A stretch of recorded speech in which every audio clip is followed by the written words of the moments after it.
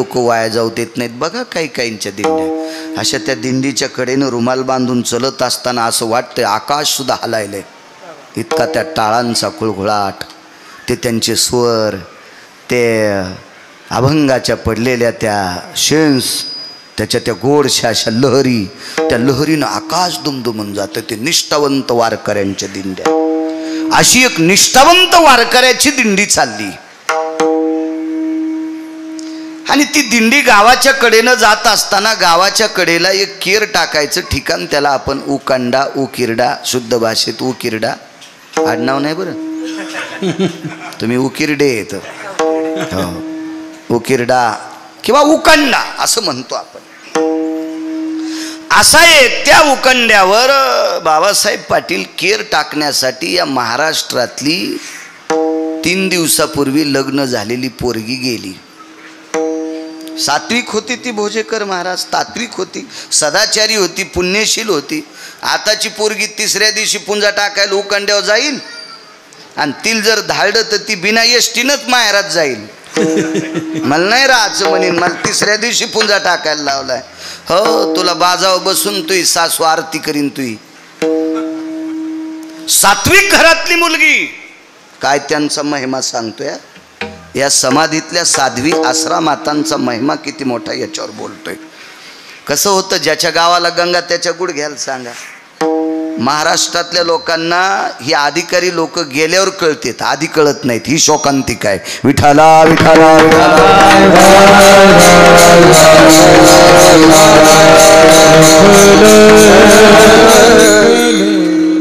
त्या दिवशी त्यांच्याकडे सत्यनारायणाची पूजा होती.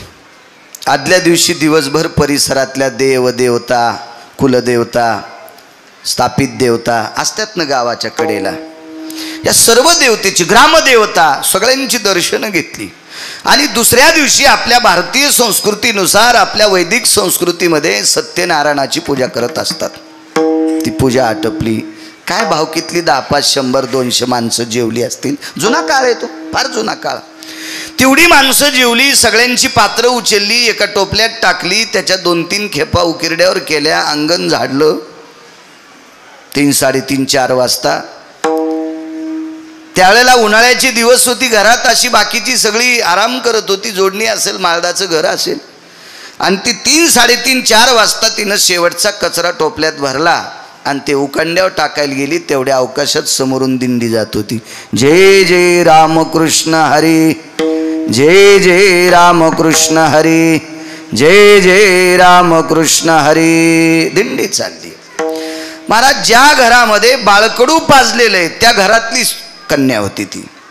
तिनं मागचा पुढचा कसल्याही प्रकारचा एका तिळाचा विचार न करता टोपलं उकंड्यातच ठेवलं आणि ती तशीच दिंडीत गेली. नवीन लग्न झालेलं, गळ्यात 5-10 तोळे दागिने, मोठ्या घरची होती ती. माहेरही श्रीमंत आणि सासरही श्रीमंत. 5-10 तोळे तशा काळात दागिने गळ्यामध्ये. सुंदरशी कपाळावर कुंकवाची चिरी, डोक्यावर पदर घेतला होता. तिच्या साडीला होता ना पदर, होता तिच्या साडीला, म्हणून तिनं डोक्यावर घेतलेला होता तो पदर. आणि अशी भारतीय संस्कृतीतली गजगामिनी म्हणायचं तिला, गजगामिनी. अशा वैभवात ती चालत होती, वैभवात वैभवात. बाकीच्या बायका पाहत होत्या. एका बाईने विचारलं, कोण नाही वा, मोठ्या घरची बाई, आपण कशाला विचारायचं. माणसं आदरयुक्त भीती ठेवत होते, आदरयुक्त भीती. आदरयुक्त भीती कशाला म्हणायचं. मालकाच्या समोर बिडी वडायची नाही, बिड्या सोडीत नाही, पण मालकाच्या पुढे वडीत नाही. हो, मालकाच्या पुढे तंबाखू खायची नाही. माझ्या लहानपणी बरेच गडी मालक पुढून आल्यावर तंबाखू खाली सोडून देत होते. आता चांगली चांगली माणसं चालू भजनात तंबाखू घोंगडी खातात. ही प्रगती आहे परमार्थाची. ही आपल्या मराठवाड्यातली प्रगती आहे. ही गोडवा आहे आपल्या संस्कृतीतला. काय विटीवरच्या मालकानं आपल्यावर कृपा करावी. विठाला विठाला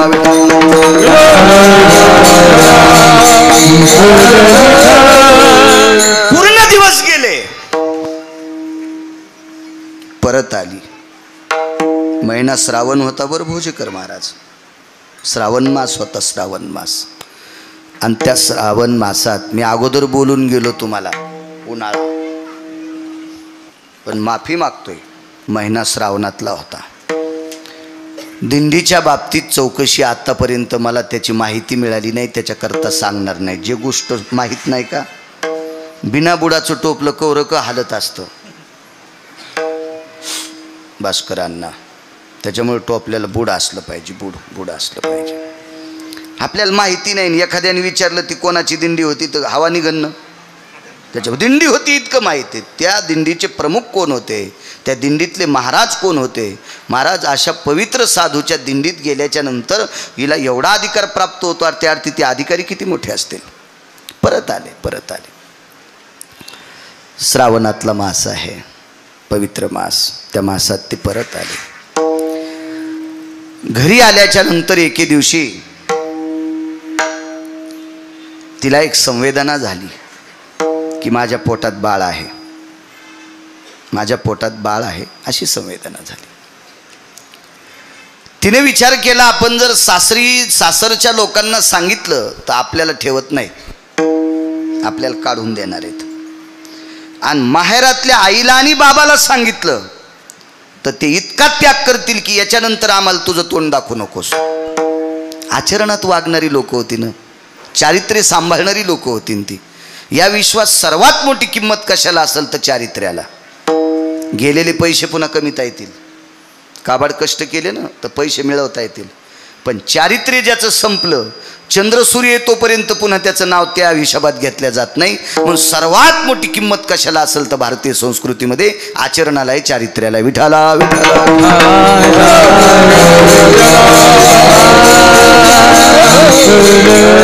माळा किती मोठाल्या घातल्यास, गंध किती लावलास, माणसं दिसल्यावर रामकृष्ण हरी काय म्हणतो, काय डुलं तू भजनात, हे नाही सांगायचं. आचरण तुझं किती गोड आहे हे सांगायचं. तुला पाठांतर किती आहे, तुला गाथा किती पाठ आहे. नाही म्हणला मी उलटी ज्ञानेश्वरी पाठ केली, तर हे सोंबळे आहेस तू. तुला कोण सांगितलं उलटी पाठ करायची? हा, आम्ही सोयीशी वाचून आमच्या स्वप्नात देव नाही, आणि तुला उलटी वाचिल्यावर कोण भेटणार आहे? नालायकपणाचं टोकेने. विठाला विठाला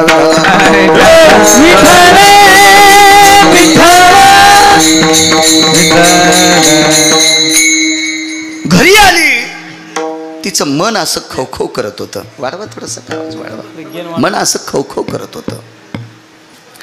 पण तिनं विचार केला, उभयंता दोन्ही कुळाला आपण सांगू शकत नाही, सासरी सांगू शकत नाहीत, माहेरी सांगू शकत नाहीत. आपण सांगू फक्त एकालाच शकतो, तो विटेवरचा बाप आहे. सुखही सांगायचं असेल तर त्याला सांगा, दुःखही सांगायचं असेल तर त्याला सांगा, मानही सांगायचं असेल तर त्याला सांगा, आणि अपमानही झाला असेल तर त्यालाच सांगा. देवा सांगू सुख दुःख.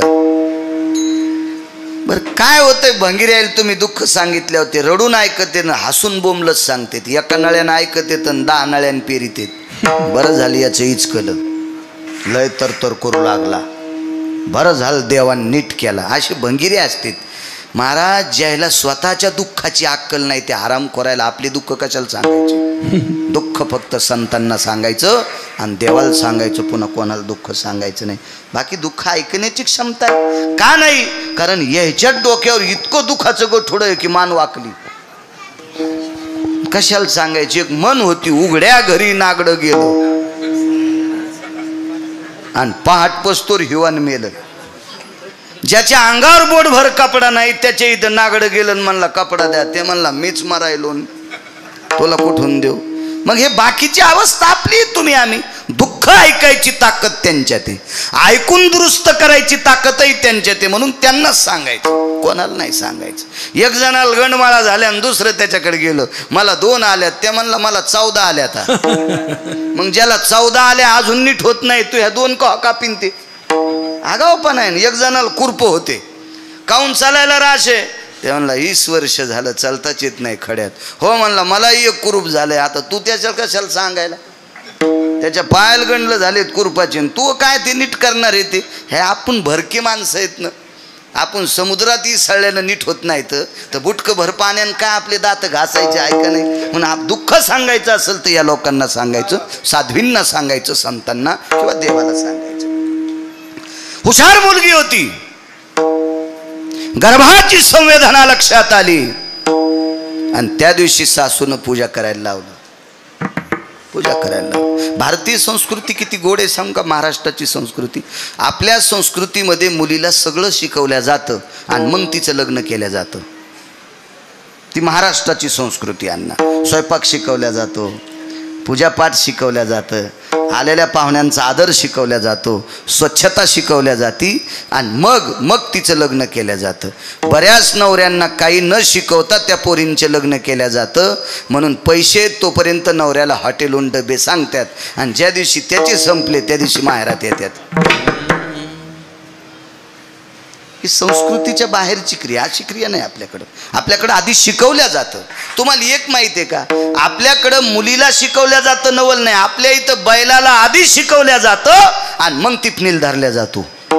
बैल सुद्धा न शिकवता धरलेला बैल कसा तास आणील, किती जू मोडीन, किती फन मोडीन, किती जानुळे मोडीन आणि किती आवता हाणणाऱ्याच्या तोंडातून ने जाते. ते हिशोबात चलत असतो का बैल बिन शिकलेला. म्हणजे आपल्या संस्कृतीत बैलाला सुद्धा शिकवल्या जातं, आपल्या संस्कृतीत घोड्याला सुद्धा शिकवलं जातं, तेव्हा त्याच्यावर बसल्या जाते. हा, न शिकवलेल्या घोड्यावर बसल्यावर तर ते बोरी खालून जाईन, घेईन ना तोंडवर बाडून.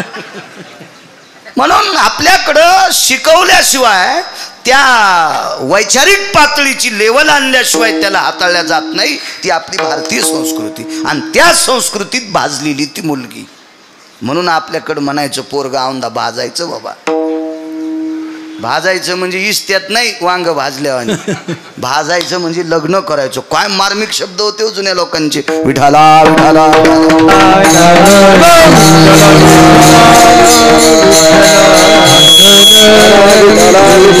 सर्व गुण संपन्न मुलगी, निष्ठावंत वारकऱ्याची कन्या.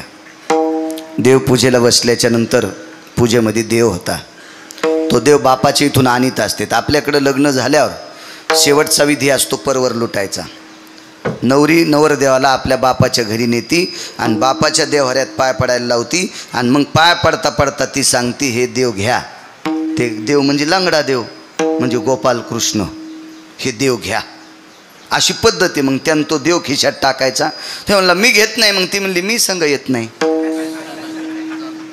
घ्यावा लागतो का नाही तो देवा. तो देव तिकून आणलेल्या देवाचा सत्यनारायण करीत असते. तर हो, मी केलं 27 वर्ष. हो ना. आणि मग तो देव खिशात घेतला. तो देव, त्या देवाची ती पूजा करीत होती. कोणी नाही मागच्या देवघरात, एकटीच आहे. बाजूला कोपऱ्यात एक जातं होतं भोजेकर बाबा. त्या जात्यावर एक दगड असतो गोल, खुंटा ठोकायचा. भाऊसाहेब पाटील तो दगड घेतला तिनं हातात. तो हातात घेऊन दगड देवाच्या पुढं टेकला. देवाला लोणी ठेवलं, त्याच्यावर तुळशीचं पान ठेवलं. काय त्यांचा महिमा सांगतोय. तुळशीचं पान लोण्यावर ठेवलं आणि गोपाल कृष्णाला प्रणाम केला. मालक, माझ्या माहेरात आत्तापर्यंत देवा तुझी पूजा करत होते रे, याच्याकरता तुझ्या पूजेची अस्मिता मला सुद्धा आहे. पण एक विचारते रे देवा, बापानं ज्याच्यासोबत लग्न लावून दिलंय त्याचा अजून शारीरिक संग नाही. वारीत गेल्याच्या नंतर जी माणसं पाहिली, मोठी माणसं पाहिली त्यांना बाप म्हणाले आणि कमी वयाची पाहिली त्यांना जिजा भाऊ म्हणाले. मग पुरुषाचा संग मला नाही. मग माझ्या पोटात गर्भ कसा. देवा ही माहेरी सांगितलं तर आचरणातली लोक आहे. माझी आई देहत्याग करील, माझे बाबा प्राण सोडतील आणि सासरी जर सांगितलं तर ते मला हाकलून देतील. हे जगिन्य वाढन बरं देवा. मग मी तुला निमूटपणे विचारते, सुखही तुलाच सांगावं, दुःखही तुलाच सांगावं. आमच्या परंपरेतली सगळी जे ही धुरा आहे का देवा, ही तुला वाहिलेली आहे. वाह संसार, हा हे सगळं तुला अर्पण केलंय. पण सांग ना देवा, कोणाचा गर्भ आहे. महाराज, धातूची मूर्ती बोलत असते का. तांब्या पितळाचा असेल ते फार केला तर चांदीचा रंगनाथ असेल. लय श्रीमंत असेल भोजेकर बुवा सोन्याचा असेल रंगनाथ मूर्ती. पण धातूची कैलास बुवा ती कशी बोलल होती. त्या धातूच्या मूर्तीच्या हातात एक लोण्याचा गोळा आहे. पण तो गोळा कशाचा आहे, धातूचाच आहे. आणि हिच्या हातात दगडाचा गोळा आहे. देवाला सांगितलं, देवा सांग रे परमेश्वरा, सांग सांग गर्भ कोणाचा आहे. बोलत नव्हती मूर्ती. त्या रंगनाथाला, त्या गोपालकृष्णाला, त्या पंढरीतल्या मालकाला दह्या दुधानं तिनं स्नान घातलं होतं आणि सांगितलं, देवा मी तुला दह्या दुधानं स्नान घातलं, लोण्याचा तुळशीच्या पानाचा प्रसाद ठेवलाय, पण आता मी तुला प्रसाद देणार माझ्या अशुद्धाचा. अशुद्ध म्हणजे रक्त. मला सांग गर्भ कोणाचा आहे, नाही तर तुझ्या समोर हा पाषाण मी माझ्या डोक्यात घालून तुला रक्तस्नान घालते. तात्काळ मूर्ती प्रगट झाली. प्रगट झाली मूर्ती. चतुर्भुज नारायण आहे. पायावर डोकं ठेवलं, वटी पसरली. सांग देवा गर्भ कोणाचा आहे. पर्याय आहे देवा. माहेरी सांगितलं पर्याय नाही, सासरी सांगितलं पर्याय नाही, पाताचा पर्याय आहे. त्याला गर्भपात म्हणतात. पण हे जर पाप मी केलं तर चंद्र सूर्य येतोपर्यंत माझं नाव गढूळ राहीन, घाणेरडं राहीन, कलंकित राहील. म्हणून या निष्पाप बालकाची मी हत्या करणार नाही. आहे पर्याय, पण तो चुकीचा पर्याय आणि तो संप्रदायात मोडत नाही. मग सांग देवा, हे तिन्ही पर्याय जर माझ्यासमोर मला अवगत नाहीत, मला ते प्राप्त करता येत नाहीत, त्याच्यापासून मला फायदा नाही आणि मला ते सहन होत नाही. सांग, करू देह त्याग तुझ्या पुढे. ठस ठस ठस ठस देव रडत होता. आवाज रडत होते प्रभू, रडत होते. महाराज व्याकुळ होऊन गदगदलेलं अंतकरण देवाचं पाहिल्याच्या नंतर तिनं स्वतःच्या पदरानं देवाचे डोळे पुसले. गोपालकृष्णाचे, पंढरीतल्या मालकाचे डोळे पुसले. देवा रडणं हे माझ्या प्रश्नाचं उत्तर नाही आहे. रडणं हे माझ्या प्रश्नाचं उत्तर नाही. मला माझं उत्तर मला पोषक द्या द्या. डोळे पुसल्यावर देवाचं रडणं थांबलं आणि व्याकुळ होऊन ही रडत होती. देवा पवित्र कुळातली रे देवा, आतापर्यंत मला फुलासारखं या कुळातल्या लोकांनी या 5-10 दिवस सांभाळले रे. का रे देवा अपराधा, सांग ना देवा. जगाच्या मालकानं स्वतःच्या पितंबराच्या कोपऱ्यानं तिचे डोळे पुसले. तिचं नाव होतं सखुबाई.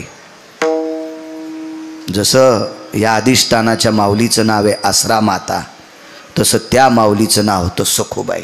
डोळे पुसले भोजेकर बाबा. जगाचा मालक खाली बसला आणि सांगितलं, सखू सासुरवाशिनी होसीस. पारतंत्र्यातलं जीवन होतं. एक मर्यादित कवच असतं तारुण्यामध्ये. बाल्य रक्षन्ति पिता, तारुण्य रक्षन्ति भ्राता, वार्धक्ये रक्षन्ति पुत्रः, नैव नैव स्त्री स्वतंत्रता. बालपणात आईवडिलाचा धाका असावा, तरुणपणात आपल्या पतीचं कवच असावा आणि 90 वर्षाची म्हातारी असेल तरी मुलांचं कवच असावा. वार्धक्ये रक्षन्ति पुत्रः, नैवं गिरगावकर लिखितम. आणि हे सखू, या सगळ्या गोष्टीची तू पायमल्ली केलीस. भगवान म्हणले, हे म्हणण्यापेक्षा तुझ्या उद्याच्या भवितव्याचा विचार न करता धाडस केलंस आणि तू माझ्या दर्शनाकरता आलीस ग. पण मला तुझ्या माहेरातल्या लोकांची किंवा आली ग. एका पवित्र कुळातली मुलगी आहेस, तिकडच्या लोकांचं जगिन्य होऊ नये, अपमानाचा डोंगर वाढ होऊ नये, याच्याकरता तू वारीत आल्याच्या नंतर तुझ्या घरची सगळी कामं मी तुझ्या रूपात मी केली. महाराज ती सखुबाई होती. सखुबाई तिनं सांगितलं, देवा तू साडी नेसला असेल काही नवल नाही, सारवण केला असेल काही नवल नाही, सडा टाकला असेल काही नवल नाही, स्वयंपाक केला असेल काही नवल नाही, शेण काढला असेल नवल नाही, केर टाकला असेल काही नवल नाही. याच्या मागं लोकांचं करीत आलाच ना. चोखोबारायचे मेलेली जनावरं ओरडेस, गोरोबा काकाचा चिखल तुडीलास, नरहरी महाराजाचा गडू फुंकू लागलास, सावता बाबाला खुरपू लागलास. हे खूप काम, अर्जुनाची घोडी धुतलीस, हे खूप काम केलेस ना रे देवा. काय नवलाची गोष्ट आहे. फक्त साडी नेसून केले काय, मला याचं वाटत नाही. माझं एकच प्रश्न आहे की माझ्या पोटातलं गर्भ कोणाचा. आता डबडबलं अंतकरण आणि भगवंतानं सांगितलं, सखू एके दिवशी तुझ्या मालकाला कामना उत्पन्न झाली आणि ती तृप्त करण्यासाठी त्याच्या शेजेवर संग केला. कोणी केला संग? देवान महाराज श्रुतीनं प्रश्न केला, हा गा पुरुषा गर्भाशय, पुरुषाला गर्भाची पिशवी कसं शक्य आहे महाराज? श्रुती प्रश्न करते देवाला, श्रुती श्रुती श्रुती प्रश्न करते श्रुती. भगवंतानं श्रुतीला सांगितलं, श्रुती या प्रश्नाचं उत्तर तुला पुन्हा देईल, पण हिचं मिटू दे ना, मिटू दे, हिचं मिटू दे. श्रुतीनं स्वतःचा प्रश्न चुरगळून टाकला आणि श्रुती या विचार विचार करत होती की जगाचा बाप आहे, वृक्षाचे पान हाले ज्याची सत्ता, झाडाचं पान ज्याच्या सत्तेशिवाय हालत नाही त्याला जगाचा बाप म्हणतात. आणि एवढ्या मोठ्या टोकाचा जगाचा बाप असताना इथं कोण्याही माणसाला 10 लाख रुपये दिले तर कृष्णाबुवा आहे साडी नेसून संभाजीनगर जिल्ह्यात फिरंग का एखादा माणूस इथं बसलेला, 10 लाख रुपये माझ्याकडे तर नाही, तर मी भीक मागून देईल. आपल्याकडे एवढे पैसे कुठून आले? मी भीक मागल पण त्याला 10 लाख रुपये देईल. करा हातवरी. फिरतो माणूस नाही.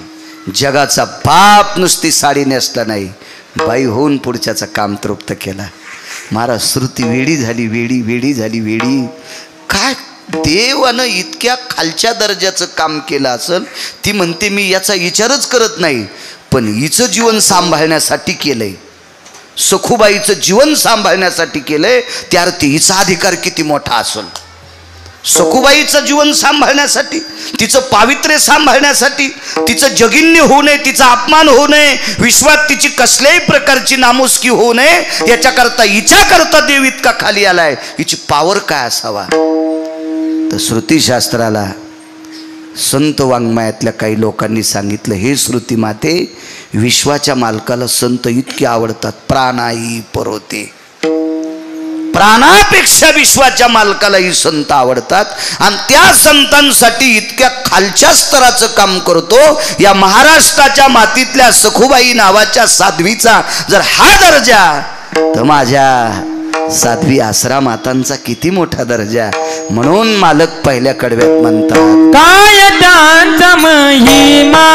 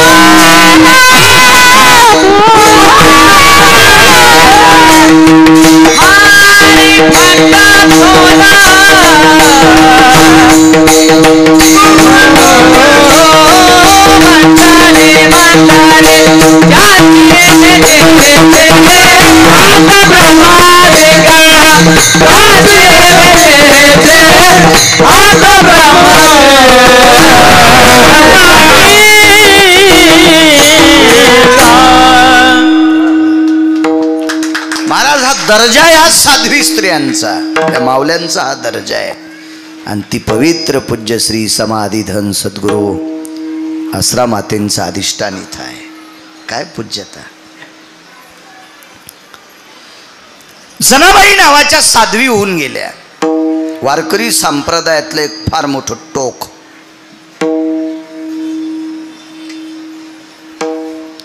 महाराज विश्वाच्या मालकानं भ्यावं, विश्वाच्या मालकानं. एखाद्या बाईनं भजन येते मग तिनं दिबर म्हण शिवी तू कोणाला, तुला दात राहतेत का खारोड्या खाला तर चपात्या चगळून खाईन, खारोड्या चगळून खाता येत असतात का? ठोईन का तिचे कोणी दात? ती जगाच्या बापाला शिवी देत होती. तुझी रांड रंडकी झाली, जन्म सावित्री चुडेल्याले, तुझे निघाले मडे, तुला पाहून काळ रडे. एवढी हिंमत, इतकी ताकद, देवाला शिवी द्यायची. साध्वी जनाबाई. बरं काय होतं घरी? देवाला जीव घालण्यासाठी 5-25 गाई तरी जनाबाईकडे होत्या का? 5-50 एकर तरी त्याच्यातल्या गहू ज्वारीचा नैवेद्य करीत नाही. ह्याच दुसऱ्याच्या इथं खाला. नामदेवरायाच्या घरच्या भाकरी खाच्या. दाशी नामयाची मनोनिया. अनन्य साधारण महत्व आहे महाराष्ट्राच्या मातीमध्ये पवित्र स्त्रियांना. अनन्य साधारण महत्व. काय दर्जा आहे साध्वींचा. या गावातली एक न एक माऊली आपल्या सासरून माहेरी आज येते. कधी कधी दिवाळीला येता येत नाही, लक्ष्मीपूजन सोडून येता येत नाही, पण या पुण्यतिथीच्या दिवशी समाधीवर डोकं ठेवण्यासाठी पंचक्रोशीतले गावातली सगळी जणी येतात. काय दर्जा आहे, काय अधिकार आहे. इतकी सामान्य परिस्थिती. आपलं जीवन सुव्यवस्थित राहावा याच्याकरता दामू शेट्टीच्या घरी, नामदेवरायाच्या घरी, राजाईच्या सानिध्यामध्ये, गोणाबाईच्या सानिध्यात आपलं जीवन फुलासारखं व्यतीत करणारी माऊली, त्या घरी काबाड कष्ट गौऱ्या याचण्यापासून काम करणारी स्त्री साध्वी जनाबाई. बर, ज्या घरी राहत होत्या त्या घरी कोण्याच माणसाला बंद पांघरायला नव्हतं. बंद म्हणजे आता हे जर चादर असेल तर बंद म्हणायचं. भोजेकर महाराज याच्यातलं अर्ध फाळलेलं. कारण बंध पांघरण्यासाठी नव्हतंच तितकं पाटील साहेब, नव्हतंच. इतकी परिस्थिती नाजूक. या परिस्थितीमध्ये जगाच्या मालकानं त्या बाईला नाहू घालावं. नाहू. माझ्या जनीला नाही कोणी, म्हणून देव घाली पाणी, किंवा डोई चोळी सारंग पाणी. जगाचा बाप डोकं चोळायचा, डोकं चोळायचा. वैकुंठवासी माधव महाराज मगर म्हणायचे, वापन काढायचा. आपली भाषा नाही पण त्यांची येते. आदरीव लोक परमार्थातले, त्यांचं वाक्य सांगतोय. पा इतकं देव काम करायचा. एके दिवशी जनाबाई झोपलेल्या आहेत आणि राजाबाईंच्या गोतातली एक पाहुणी आली. म्हणजे नामदेवरायाच्या सासरवाडीतून एक पाहुणी आली. आता पांघरायला तिला काय द्यायचं? हिवाळ्यातले दिवस होते. काय द्यावं पांघरायला? म्हणून जनाबाईनं सांगितलं, मला दिलेली जी वाकळ आहे ती पाहुणी पांघरेल. कडकड हिवाळ्याचे दिवस होते, कडकड हिवाळ्याचे दिवस. सगळी आपोआपल्या अंगावरची पांघरणं घेऊन झोपलेली आहेत. जनाबाई एकट्या झोपलेल्या आहेत. डोक्याच्या जटा, केस मोकळे केले आणि ते मोकळे केस असे तोंडावरून पांघरले. साळीचं तणच भरलेली पोतड्याची उशी डोक्याला घेतली आणि त्याच्यावर अंग टाकलं आणि आपले त्या मुक्तावळी केस असे तोंडावर झाकले झोपल्या. महाराज त्याला शेजारती झाली. त्याला कोणाला? जगाच्या बापाला. त्याची शेजारती कशी असेल? मखमली शेज असेल, त्याच्यावर फुलाच्या पाकळ्या असत्याल, त्याच्यावर त्याला मंत्रात झोपायचं. आता स्वामी सुखे निद्रा करा गोपाळा, आपुलाले मनोरथ जातो आपुल्या स्थळा. एवढं फार काय मोठं अंगावरती शाल, नुसतं हे करायचं सगळं. महाराज जगाच्या मालकाला तिथं अशी थंडी भरली. अंगावरचा मखमली ते पांघरण हालू लागलं. गणेश भाऊ हालू लागलं. आईसाहेब बाजूला होत्या. रुक्मिणी आईसाहेब, मालक मी बऱ्याच वेळेस तुम्हाला घाम आल्याला पाहला. पांडवांना लाक्षाग्रहात पेटवलं त्या दिवशी जगाच्या बापाला घाम आलता. अशी काही प्रकरणं पाहिली. पण तुमच्या अंगामध्ये कापरं भरतंय, तुम्हाला थंडी वाजती, तुमच्या अंगावरचं पांघरण हलतंय, हे पहिल्यांदा पाहते. असं का? आजारी आहेत तुम्ही? जाग आली आणि मध्यरात्री सांगितलं, रमा, रमा म्हणजे लक्ष्मी, हे लक्ष्मी, माझ्या जनील थंडी वाजती ग, माझ्या जनील थंडी वाजती, मला जावं लागतंय. आणि अंगावरचं भरजरी पांघरण उचललं आणि जिथं जनाबाई झोपल्यात तिथं अंगावर नेऊन टाकलं. महाराज त्या जनाबाई होत्या. जाग आली, पाय धरले, माय बापा मला पांघरण घालण्यासाठी आलाच? नको रे, ज्या घरातली मायबाप मला 2 टायमाच्या भाकरी देतेत ते गोधडे पांघरायलेत आणि मी मखमली कपडा नाही पांघरणार. पण दृष्टांत संपला. जगाच्या बापानी रात्री स्वतःची पर्वा न करता तिच्या अंगावर पांघरून टाकावा. त्या जनाबाईचा अधिकार किती मोठा असेल, काय दर्जा असेल माझ्या आश्रमातेचा, या पवित्र समाधीधन माऊलींचा काय दर्जा असेल, काय माझ्या जनाबाईंचा दर्जा भक्तिसूत्रातला.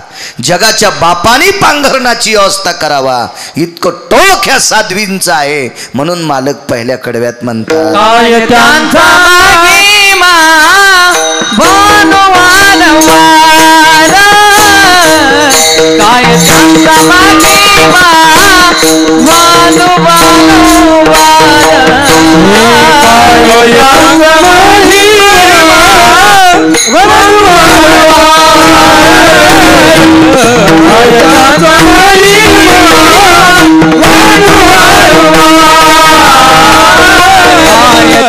त्यांचा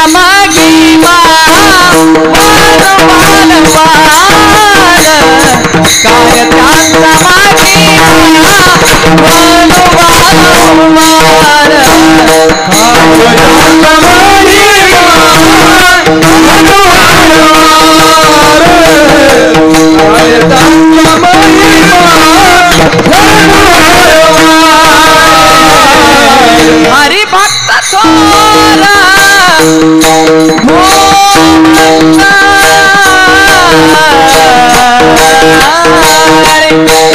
हरि भक्त थोरा मंडळे, हरि भक्त थोरा मंडळे, ये भेटे